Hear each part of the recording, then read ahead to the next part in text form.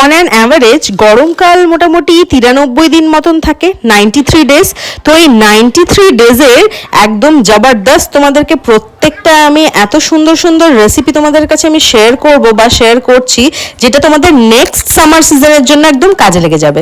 তো হ্যালো বন্ধুরা, welcome back to my channel Rumela and Jiu. তো একদম ফার্স্টে নিয়ে নিলাম প্যাকেটিং দই, আর নিয়ে নিলাম কাজু কিশমিশ ভেজানো। আর সেই অল্প দইটা নিয়ে কাজু কিশমিশের মধ্যে দিয়ে বেশ ভালো করে ফেটিয়ে রেখে দিতে হবে। তারপরে দেখো এখানে একটা মিক্সিং ব্লেন্ডারের মধ্যে আমি নিয়ে নিলাম দই, বাকি যে দইটা ছিল সেটা পুরোটা নিয়ে নিলাম। আমি এখানে 400 গ্রাম দই ইউজ করেছি।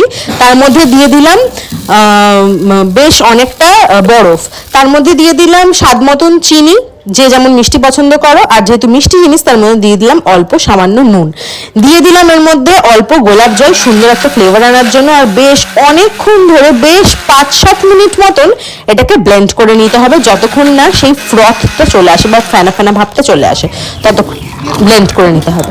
তারপরে দেখো এরকম সুন্দর একটা কাচের গ্লাস নিয়ে নিলাম, তার মধ্যে দিয়ে দিলাম এরকম লাস্সিটা যেটা তৈরি হয়েছে।